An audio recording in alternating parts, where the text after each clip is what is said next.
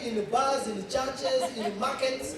You would wonder what kind of song is this. I remember one time I was standing next to a lady and was singing that song, I Know Who I Am.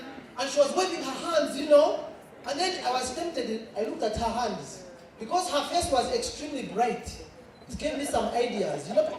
She was extremely light-skinned. But the more she waved her hands, I saw the hands were undecided. They were in transition. It was either, it was, you know, undecided. It was like a coke ad. And that forced me to look at her feet. And it confirmed my fears. Her feet were like 2 midnights combined.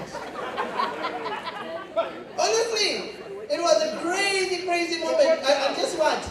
And I told her, indeed, it's only you who knows who you are. Only you! Excited to be here. Oh, this place is extremely nice.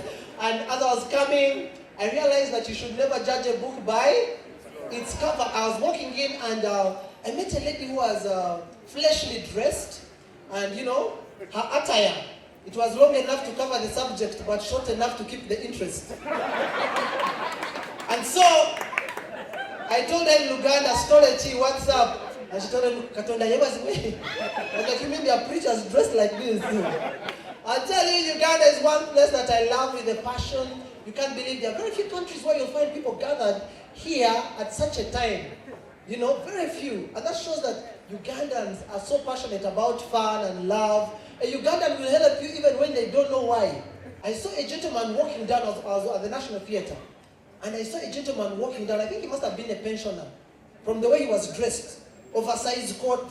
The shoes were, you know, you don't know whether it's brown or black. And then he had this bag called No Problem. Like a Jimmy-Tex. And he was walking, you know, I think he was going for his pension at the Ministry of Education. And so I just bumped into him and I said, excuse me, sir, where is the museum? The guy said, the museum, where you are? Museum, where's the museum? Let me see. I know the museum. Oh, there you are. Where is this museum? But I know, you come and we ask. Emphasis on we. Now we went. And remember, when he's the one who asked the border guys, he greeted them and said, well, how are you, gentlemen? We are looking for the museum. It now became our problem. We are looking for the museum. Now the border guy was like, hey, your magnitude, that one was sold.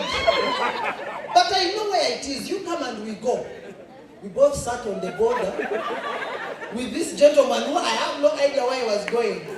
We sat on the border, and we went. The guy, we thought he was taking us to the museum, and I could see he was taking us to CPS, to the police station.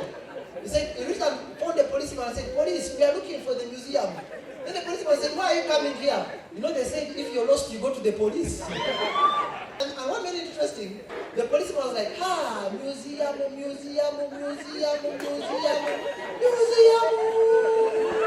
The guy started rotating. I was like, what is he looking? The guy might get even a headache for nothing. But just know, by the time we left, there was a peculiar crowd. I've never known where these crowds come from.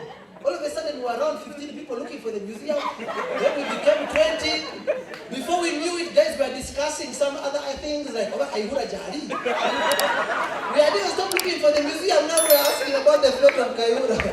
And also, if you have noticed lately, there's something, if you're not loud, people won't hear you. In anything, look at our adverts. There's a time in Uganda when our adverts were calm.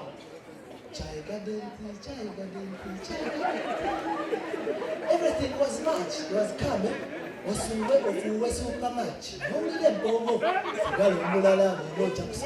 Everything was calm, you know. But nowadays,